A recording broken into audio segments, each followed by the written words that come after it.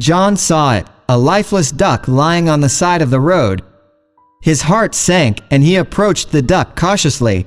It was clear that the poor creature had met a tragic end, likely hit by a passing car. But his heartache didn't end there. He noticed movement, tiny and fragile, just a few feet away. With bated breath, John watched as a group of ducklings waddled out from the tall grass on the roadside. The little ducklings, barely more than fluffballs, were desperately trying to reach their lifeless mother.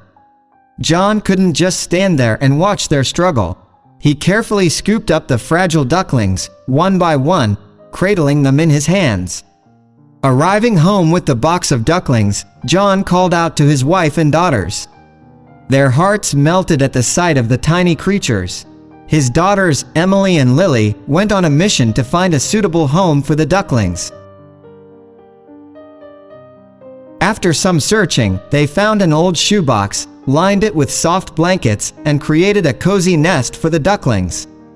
But as they placed them inside, they noticed a curious behavior. The ducklings were jumping high, their tiny legs propelling them upward. Emily had an idea. She placed a netting cover over the shoebox, securing it tightly to prevent any escape attempts. It seemed to work, and the ducklings settled down. With the infrared lamp set up in a corner of the garage, they hoped to provide a warm and safe environment. The ducklings quickly huddled together under its gentle glow. The neighbors pitched in as well.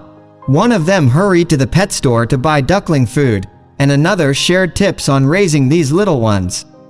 The hours passed slowly, filled with hushed conversations and anxious glances at the pen.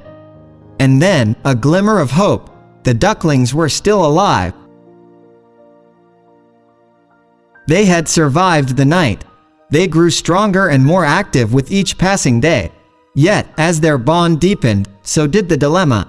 The children had grown attached to Daisy, Danny, and Dolly, and the thought of parting with them became increasingly difficult.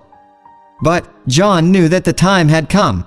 They had given these ducklings a second chance at life, and it was time to release them back into the wild where they belong. With heavy hearts, they watched the ducklings take their first wobbly steps towards freedom, their tiny wings flapping with excitement.